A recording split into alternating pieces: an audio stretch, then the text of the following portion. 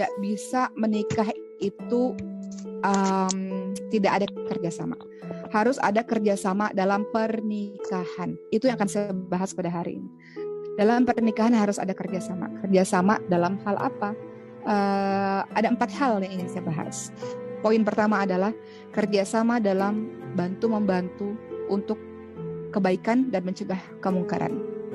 Jadi kalau nanti sudah menikah, harus ada kerjasama dalam 4 hal kalau ingin mewujudkan pernikahan kita menjadi pernikahan impian. Pertama adalah kerjasama dalam bantu-membantu menuju pada kebaikan, mencegah pada kemungkaran. Kedua, kerjasama dalam menunaikan hak dan kewajiban. Gak bisa istrinya doang yang menunaikan hak, yang melaksanakan kewajiban, suaminya tidak, nggak bisa. Jadi harus kerjasama dalam menunaikan hak dan kewajiban. Yang ketiga, harus ada kerjasama untuk saling menghebatkan. Suami istri itu harus saling menghebatkan, bukan suaminya naik terus, istrinya makin terinjak-injak, nggak bisa. Jadi kerjasama itu adalah saling menghebatkan. Kerjasama untuk pernikahan itu adalah kerjasama untuk saling menghebatkan. Yang keempat, pernikahan itu adalah kerjasama untuk saling memupuk cinta dan terus bersama hingga ke surga. Jadi selalu harus ada kedua-duanya. Nggak bisa perempuannya sendiri yang cinta terus laki-lakinya enggak, atau laki-lakinya yang kecintaan istrinya nggak bisa. Jadi harus ada 4 kerjasama. Baik, kita akan membahas pada hari ini satu persatu. Pertama, rumah tangga itu dalam menuju rumah tangga impian sakinah mawaddah warahmah harus ada kerjasama. Yang pertama, kerjasama bantu-membantu dalam menuju kebaikan dan mencegah kemungkaran. Dalilnya ada dalam surah At-Taubah ayat 71. Bagaimana Allah Subhanahu wa taala berfirman, "A'udzu billahi minasyaitonir rajim. Wal mu'minuna wal mu'minatu ba'duhum awliya'u ba'd, ya'muruna bil ma'ruf wa yanhauna 'anil munkar wa yuqimuna as-salata wa yu'tuna az-zakata wa yuti'una Allah wa rasulahu." Ya, jadi orang-orang yang beriman, kata Allah Subhanahu wa taala, laki-laki dan perempuan sebagian mereka adalah penolong bagi sebagian yang lain. Laki-laki tolong perempuan, perempuan tolong laki-laki, istri tolong istri tolong suami, suami tolong istri. Ya, jadi ini bermakna global, sahabat sekalian. Tapi kalau kita mau ayat ini mau kita masukkan dipersempit di pernikahan, berarti suami tolong istri, istri tolong suami. Walaupun ayat ini global ya. Orang-orang yang beriman, laki-laki dan perempuan, sebagian mereka adalah penolong bagi sebagian yang lain. Mereka menyuruh mengerjakan yang ma'ruf, yang baik-baik, mencegah dari yang mungkar. Mereka mendirikan salat, menunaikan zakat, dan taat kepada Allah dan Rasul-Nya. Ya. Kemudian dalam surah Al-Maidah ayat 2 juga ada perintah untuk tolong menolong antara laki-laki dan perempuan dalam amar ma'ruf nahi mungkar. Apa kata Allah Subhanahu wa taala dalam surah Al-Maidah ayat 2? A'udzu billahi minasyaitonir rajim. Wa ta'awanu 'alal birri wat taqwa wa la ta'awanu 'alal itsmi wal 'udwan. Tolong menolonglah kamu dalam kebaikan dan takwa. Jangan tolong menolong dalam dosa dan permusuhan. Contoh tanpa menyebut nama siapapun. Melihat pasangannya, contoh ya, narkoba misalnya. Misal ini contoh ekstrim.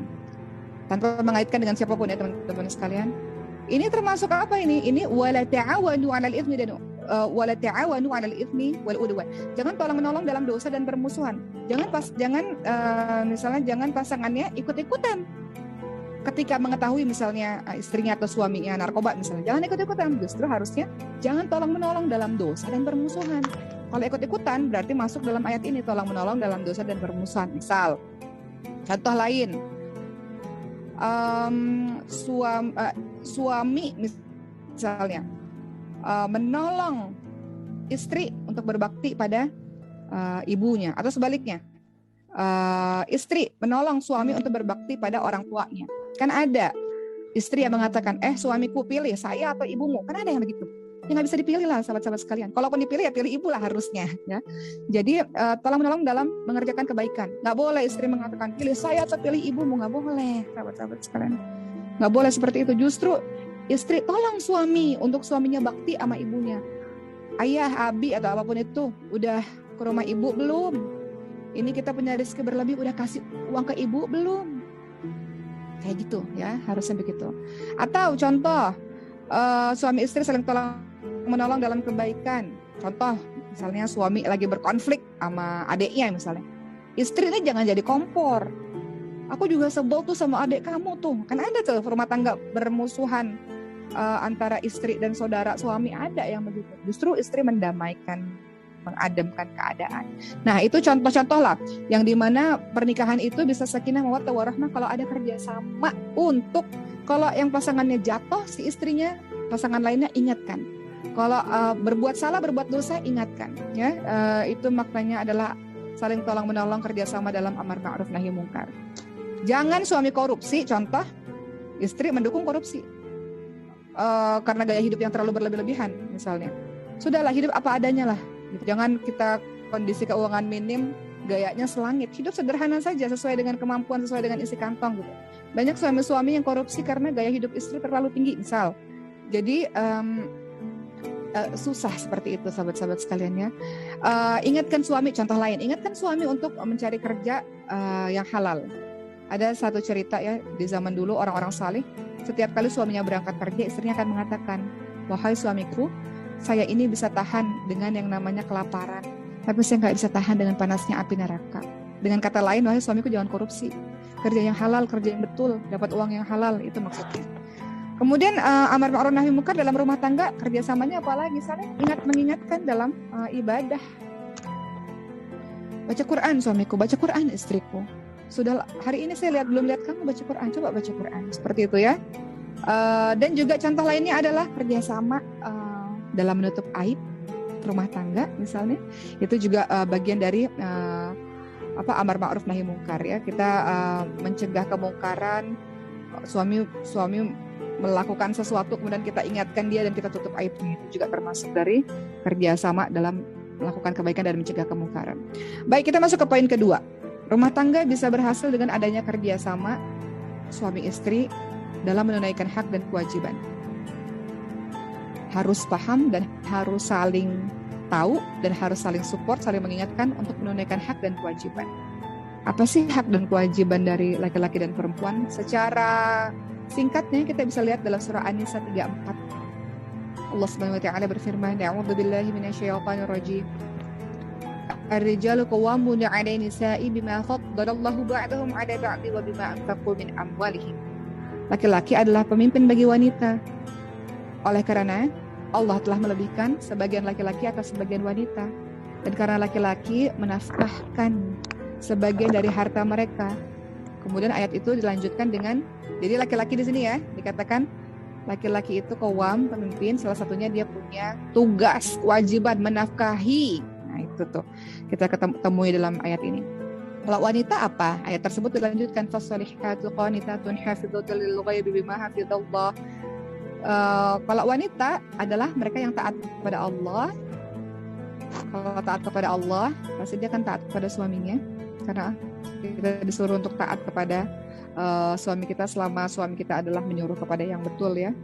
Dan kemudian memelihara diri, menjaga diri ketika suaminya tidak ada. Jadi maksudnya adalah perempuan ini perempuan yang bisa dipercaya, dia menjaga dirinya. Suaminya pergi keluar-keluar, misalnya suaminya pergi ke kerja, ya aman-aman saja. Istrinya adalah istri yang setia, istri yang bisa menjaga diri, menjaga harta suaminya, menjaga rumah suaminya, menjaga anak-anak suaminya, seperti itu. Begitu ya teman-teman sekalian. Jadi pahami kewajiban suami yang menjadi haknya istri adalah memberikan nafkah harta. Kenapa? Perempuan itu punya keterbatasan, dia ada menstruasi, dia ada hamil, ada nifas, ada menyusui, dia terbatas. Maka laki-laki itu memiliki kesempatan kerja lebih banyak. Dukungan sosial lebih dituntut untuk menafkahi, seperti itu ya. Jadi di sini kita lihat bahwa kewajiban suami yang menjadi hak istri adalah memberikan nafkah harta, seperti itu. Oke. Termasuk hak dan kewajiban suami istri adalah yang harus dipahami adalah pemenuhan kebutuhan biologis. Kan dalam menikah itu tidak hanya harta, tapi juga ada pemenuhan kebutuhan biologis. Dua-duanya saling memenuhi.